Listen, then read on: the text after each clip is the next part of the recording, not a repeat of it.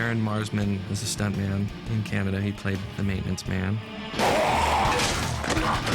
And we had to create a very lifelike silicone head of him so that he could receive a mallet handle through the chin and out the top of his head.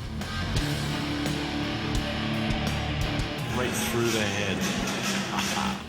You know, when you make a life cast of somebody, you can only explain to them once what to do, once they're under the alginate. And you hope that as a performer, they can help you with the scene by adding something to it and helping you capture that look that's frozen in time and ultimately will be the selling point of the gag. So if it's a stupid expression, it's going to last a lifetime. And his life cast came out cleaner and nicer and more perfect and precise than any one I've ever taken or anyone that anybody in the shop had ever taken. So with Darren, that gag is so successful and the blend between him and the fake head is so seamless because of what he did for us. We had him come back so many times and sit right next to the fake head while we painted and matched and hair for hair and color for color. You ready? Yeah. 1, 2, 3. When they cut back to the actor, it's all one and the same when you see the scene put together. Usually when you do something like that, you kind of try and conceal it in a turn or a shadow or something swiping the lens or something. But he's just in all his glory there, and giant silicone fake head taking up the full screen and all lit and just look great. Anytime, Darren. Action.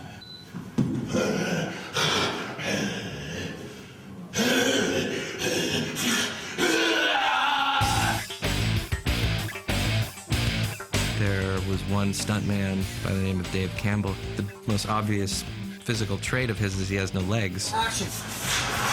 Dave Campbell's big scene was the garage zombie, and in fact, that was the first thing that he did do.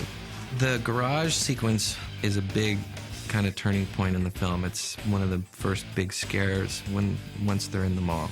The idea was that he was going to be coming down the pipes of the garage, hand over hand, with his, legless body kind of trailing behind, and then from the pipes he'd be letting go and grabbing the cast member and taking him down and biting him. They harnessed him and cabled a little bit of weight off his back and actually led him around with that, so it created this kind of freakish speed. When he let go, they pull him down and boosh, he landed on Barton. Chewed on him like that.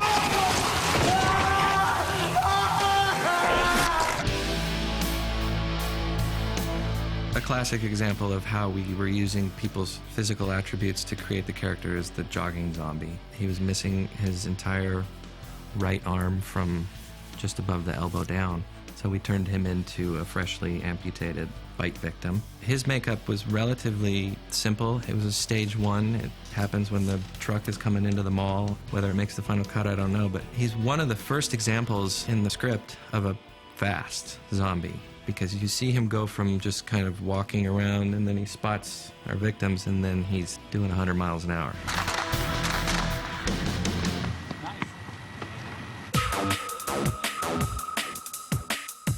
Loaded Woman is not a woman. It's a guy, Ermes.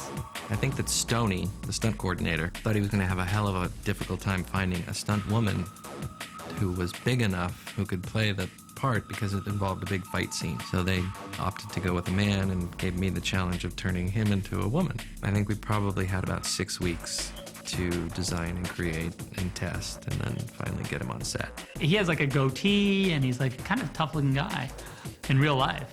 He doesn't look like a woman at all.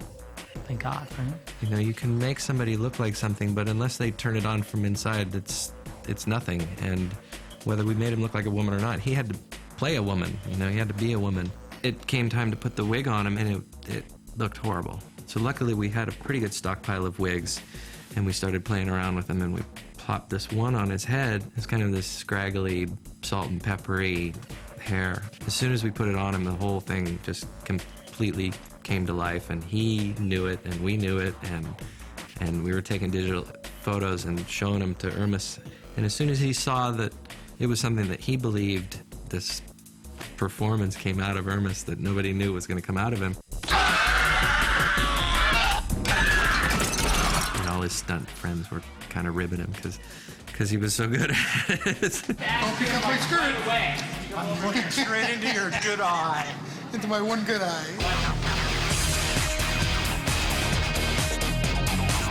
To transform her from healthy to dying was not an easy task because she was so beautiful. It was one of the principal characters who was in a zombie makeup that was not pre-designed in Photoshop. It was one of the characters that was shot in sequence, and we just let her evolve in her makeup day by day, just so long as one day was worse than the next. I loved watching horror movies when I was a kid. I saw American horror movies translated in Russian, and they were still terrifying. I basically watched half of them with my eyes closed like this because I was so scared. The character of Mónica, we had to create a life-size, lifelike dummy of her because inside of the arcs, there's an accident and commotion, and a chainsaw kind of gets out of control and passes right through. We had to start off by taking a full life cast of her and recreating her whole figure with a silicone model. We had to be able to repeatedly shoot that scene. It was not a one-take deal. You couldn't put all this money into a dummy and then actually try and cut the dummy in half and hope that you'd get it in one. It had to be reloadable. The whole cut area is actually a cartridge that would fit down in there. And that cartridge was loaded with all the blood bags and goo and everything.